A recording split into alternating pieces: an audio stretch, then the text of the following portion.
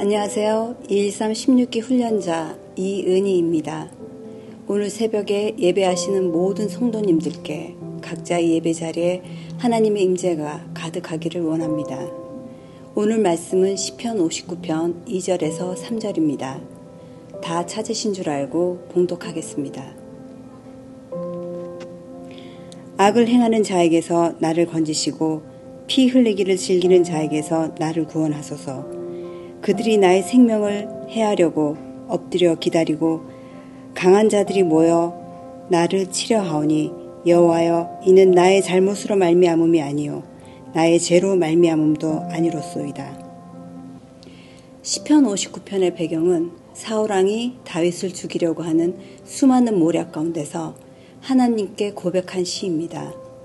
2절에서는 악을 행하는 자, 피 흘리기를 즐기는 자로 나의 원수를 표현하고 있습니다. 또 시편 9절 9절마다 다윗은 처절한 상황을 나의 잘못이 아니고 나의 원수로부터 공격당하고 있음을 강력하게 주장하며 자신의 고통스러운 처지가 얼마나 절박한가를 보여주고 있습니다. 그리고 말할 수 없는 고통과 시련 속에서 다윗은 사울을 향해 칼을 드는 대신 하나님을 향해 자신의 억울한 시름을 쏟아내고 있습니다. 저는 이 시편 59편을 통해 저절로 저의 고난의 시간과 접목시키게 되었습니다.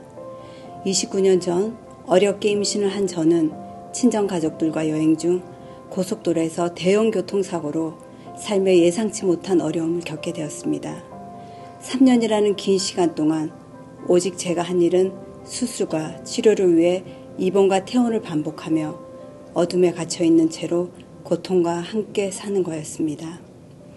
사고를 낸 가해자는 휴가 나온 군인이었고 술이 상당히 취한 상태에 무보험자의 신분으로 운전을 했기에 우리가 합의를 해주지 않으면 이 가해자 청년의 미래가 얼마나 어려워질지 알기에 무조건 빌며 합의를 호소하는 이 청년의 앞으로 어떻게 장애를 갖고 살아가야 할지 모르는 저를 보고도 이 군인의 앞날을 불쌍히 여겨 합의를 해주었다는 사실을 듣게 되었습니다. 제가 이 사실을 듣고 이해할 수 없고 분노를 참지 못하고 왜 나의 의사도 없이 합의를 해주었냐고 누가 나의 고통을 아냐며 부모님들께 이성을 잃고 퍼부었을 때 하얗게 질린 얼굴로 너가 살았지 않니? 떨리는 목소리로 나를 아는 채 시어머님이 저를 진정시키며 말씀하셨습니다. 아직도 정기적으로 수술받게 된 병원 가서 검사를 받을 때마다 의사들은 저에게 말합니다. 특히 제일 어려운 수술을 집도하신 성형외과 의사와 안과 의사는 눈에 눈물이 가득 맺힌 채로 진료실로 걸어 들어오는 저를 보며 사는 게 기적이 아니라 이겨낸 게 기적이라고 말씀하며 용기를 주십니다. 수술로 통해 사고 후유증 없이 살게 해주신다면 그리고 자식을 주신다면 무조건 순종하겠다는 내 절박했던 기도와 용서할 수 없는 대상이지만 며느리와 딸을 살려주신 이유로 그 청년의 미래를 위해 베풀어준 합의와 용서 그리고 저에게 격려하며 치료를 이길 수 있도록 사용하신 의사들의 진정한 노력을 하나도 잊지 않으시고 하나님의 은혜가 무엇인지 제게 하나하나 알게 하셨습니다.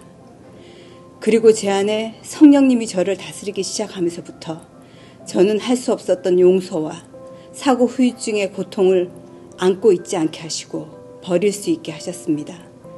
그리고 의학이 불가능하다는 음신을 불가능이 없는 하나님의 능력으로 귀한 두 아들을 내 품에 안고 보게 하시고 걸을 수 없다는 의사들의 소견이 무색할 만큼 하루 만보의 걸음도 거뜬히 걸을 수 있는 기도의 막강한 힘을 체험하게 하셨습니다.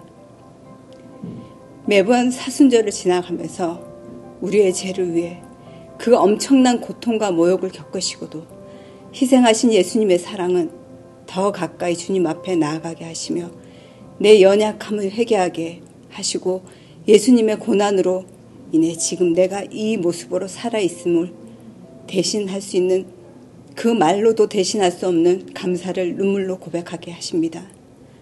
시편을 통해 수많은 사건을 대체하는 다윗과 사울에게서 하나님을 바라보는 믿음의 차이를 살펴보고 저의 삶을 재조명하며 깊이 묵상하게 되었습니다. 사울은 하나님의 선택으로 왕이 되었지만 사람을 의지하였고 불순종하는 악행을 저지르며 결국 하나님께 버림받게 되지만 다윗은 어릴 때부터 하나님을 의지하는 믿음으로 순종하기를 즐겨하며 하나님의 구원하심은 칼이나 창에 있지 않고 하나님의 손에 달려있음을 선포했습니다.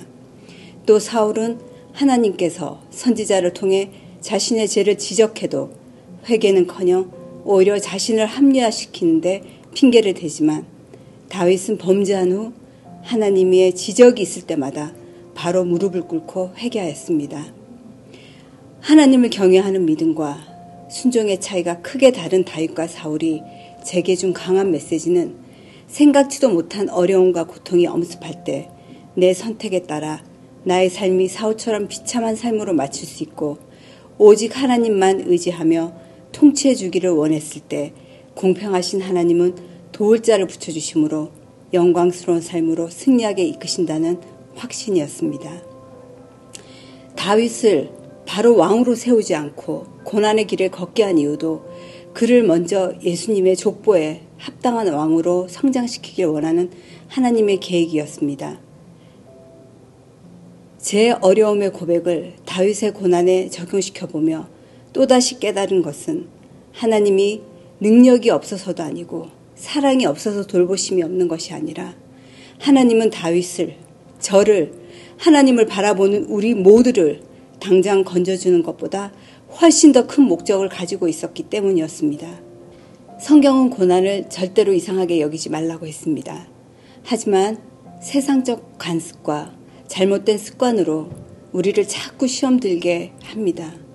우리의 죄를 위해 허물 없으신 독생자 예수님의 죽음과 부활의 복음을 시인한 우리 모든 유성의 성도들은 다윗처럼 고난 중에 열심히 하나님께 부르짖으며 하나님의 약속을 믿고 고난은 또 하나의 열매를 맺게 하는 계획임을 인식하고 재생산을 위해 각자의 자리에서 하나님의 뜻을 이루어내는 도구로 살아내길 원하며 하나님만이 나의 큰 도움이시오 피난처 되심을 고백하고 선포하며 지금은 어떠한 고난의 자리에 있을지라도 죄에 대하여는 죽고 의에 대하여는 살게 하시는 하나님의 완벽한 도우심을 의지하며 담대한 믿음으로 이겨내시고 승리하시길 축원합니다. 기도하겠습니다. 의로우신 하나님, 이 시간 주의 공로를 의지하며 하나님을 찬양합니다. 여전히 끝날 것 같지 않은 고난의 터널에서 하나님의 능력을 의지하지 않고 연약해 있는 우리들을 용서하여 주옵시고 다윗이 그를 박해하는 자들에게 직접 응징하지 않고 하나님의 심판을 의지하며 끝까지 주님의 도움만을 구하며 고난을 이겨낸 믿음을 저희에게도 허락하여 주옵소서. 어려움을 당할 때에도 우리를 죄에서 구원하신 주님을 기억하고 평안한 마음 허락하시어 어떠한 상황에도 맡겨진 사명 잘 감당하게 우리를 사용하여 주옵소서. 예수님의 부활을 믿지 못하는 자들에게 천국의 소망을 전하는 교회 되게 하심을 믿으며 이 시간도 살아 역사하시는 우리 주 예수 그리스도 이름으로 기도합니다. 아멘.